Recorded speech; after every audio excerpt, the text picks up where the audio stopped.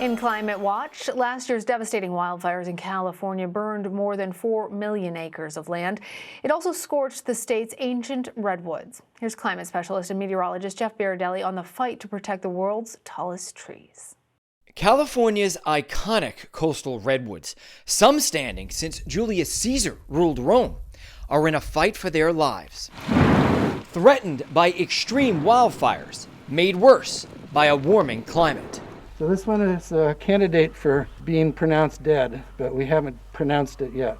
As a vegetation ecologist, Todd Keller-Wolf has the sad duty of surveying the wreckage left behind by the August fires. It affected the entire tree, right up to the very top. 14,000 lightning strikes in just 2 days ignited 350 California wildfires. One of them consumed most of the 18,000 acres in the Big Basin Redwood State Park, 50 miles south of San Francisco. And despite an extensive root system and bark up to 12 inches thick, it's estimated that about 1 in every 10 trees that burned won't survive. This fire was on a scale and of an intensity that there are no records of fires that have been that big in this vicinity. In her 22 years at Big Basin, Joanne Kerpabas, the senior scientist there, has been witness to a shift. A once nurturing climate for a species unique to the West Coast has seen significant change. There's a consensus that things are getting hotter and drier, and most of us who've lived in this area can feel that. And fog patterns have changed, and we know that in the redwood forest, those fog patterns are essential to maintain the redwood forests in this climate. Kerpabas is concerned because with less moisture, trees further away from the Pacific may see their habitat shrink.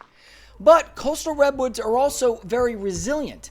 Even when they're heavily damaged from fires, they can resprout from their trunks and even their roots. And there's also dormant buds at the base that can resprout and actually form new trees. But the same cannot be said for their close relatives, the sequoias. In the Sierra Mountains to the east, wildfires wiped out 350 ancient sequoias. In the Mojave Desert to the south, 1.5 million iconic Joshua trees were killed when fire tornadoes swirled across the invasive grass. It seems to be happening to the Joshua trees, to the sequoias, and to the redwoods, and those are all different microclimates. So what is going on? Well, there are a lot of things going on, but the one thing that all forests across the western U.S. are experiencing is warming.